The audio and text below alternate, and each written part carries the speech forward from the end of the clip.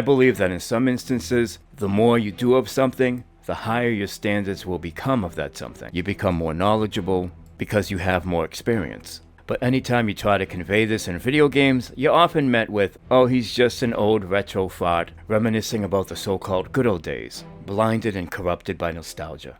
And sure, that can definitely have an impact. You start remembering some of your old favorite games, and it takes you back to a time when things were much more innocent and carefree. But the thing is, I don't even have to go that far back anymore to find examples of comparison. And speaking of nostalgia, some of the games I'm about to discuss, I played during a shitty time in my life, so it's definitely not that connection with when times were better that's having an influence on any of this. Let's take Battlefield.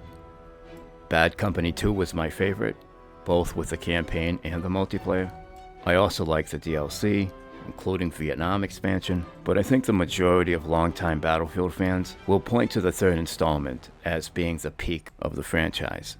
And so we'll use that third game as the example. And I just think with each and every release, the series has gotten objectively worse. And while I understand a lot of this comes down to personal opinion, it is in the opinion of most people that since the third game, the maps and the modes haven't been as good. And so what happened? How do we get to the point where the newest Battlefield game that almost needs another entire development cycle to get it where it needs to be? At least Battlefield 1, Battlefield 4 had some redeemable qualities. Battlefield 1 had a decent campaign, and while the multiplayer might have been slower and more deliberate gameplay, it was still hitting many of the notes that Battlefield fans want to hear. And to be fair, it's not just Battlefield. Watch Dogs, for example, couldn't even make it 3 games without hitting a wall. Far Cry hit its stride at 3 in my opinion. 4 was solid as well, but it's been sliding backwards ever since. And sure, while it's not as dramatic as say Battlefield, it is noticeable. Call of Duty is in this weird place where they have one foot stuck in the past because they know their best days are behind them. But they went to their former glory well one too many times and now it's bone dry. There is no nostalgia left that they can leverage.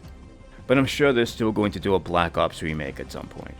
And speaking of remakes, some of the best games I played this year are remakes, a symptom of what we're talking about. I think part of it can be chalked up as innovation has hit a little bit of a lull, which tends to happen when you have the same people at the helm of the ship, steering the same boat, 10 plus years, but they are just a shell of their former self and what got them to that position, which was taking that boat into uncharted waters, deep waters, exploring many ways to make your game stand out from the rest.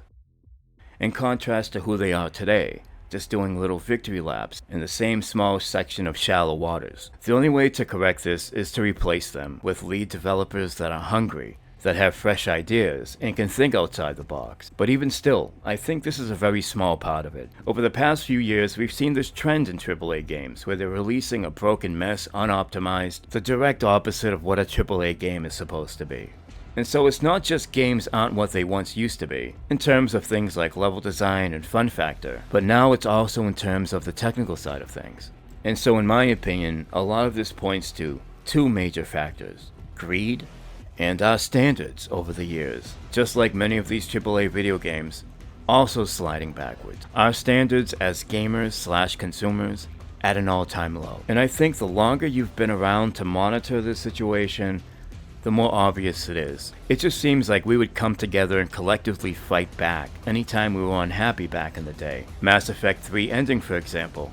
When we petitioned to get it changed, it was people from across all platforms. Were you on PC, Xbox, PlayStation? It didn't matter. Because getting what we thought was right was bigger than any fanboyism. Something that would be impossible to duplicate nowadays. Today we seem more like doormats. And not only are we doormats, we're doormats that like to argue with each other over any little thing, making it almost impossible to come together on anything, partly due to politics, but that's another story for another day. But more importantly, when we did rally together, because the Mass Effect 3 ending was shit, you felt a sense of community, you felt a sense of camaraderie. Same can be said when we were petitioning to get the Stomping Lands and War Z off of Steam. You felt like you were part of something bigger, something powerful, something that had ultimate control. Oh, why bother? We're powerless. Nothing's ever going to change, so why bother? And you just lay down and die. Which is exactly what they want to see. They want you to be a loyal fanboy. They want you to despise anyone that's rocking a different logo, because each and one of these companies benefit from that. They know that we're more likely to move a mountain than to rally together and actually make a difference in terms of how we get treated as customers.